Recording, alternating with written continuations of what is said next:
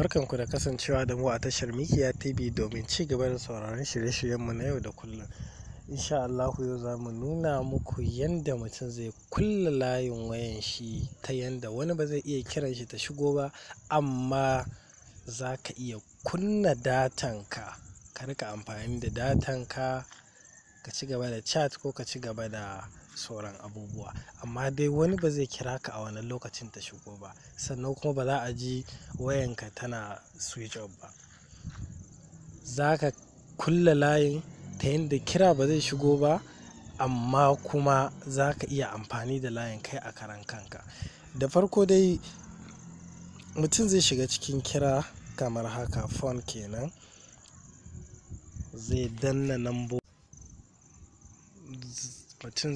nambobi kamar haka, star guda biyu sai 21 sai star, tauraro biyu ɗaya tauraro.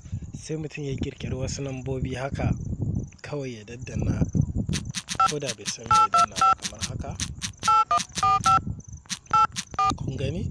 Kana gama haka sai ka danna hash.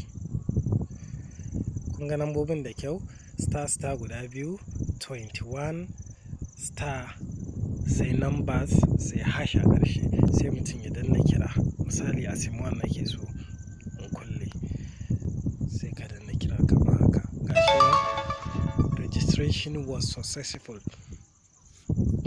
To duk wanda ya kira ka ba za ta shigo ba, amma kuma datanka za ka iya kunna ta ka ci gaba da harkokinka da wayanka.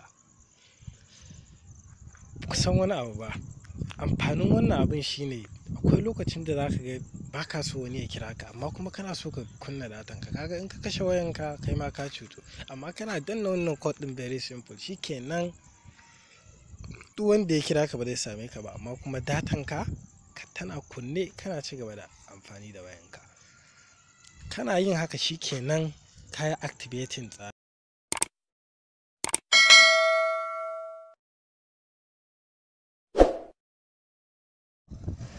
Ku kalli saman wayan da kyau, za ku ga alaman kira ya zo, ga wata kibiya ta kalli gefe. Wannan shi yake nuna alamar tsarin da ka saka na datsa kiraye-kiraye shigowa cikin wayanka ya yi activating. Da zaran ka cire shi kuma za ka ga abin ya fita nan. To ya kuma mutum zai cire wannan abin? Dan kana so ka cire wannan, ka gama kenan uzurrukanka, kana so wayanka ta dawo free, mutum zai danna alaman naira 21 alaman naira hash 21 hash alaman naira biyu ɗaya alaman naira. Bari mu gani, sai mu danna kira. Code started.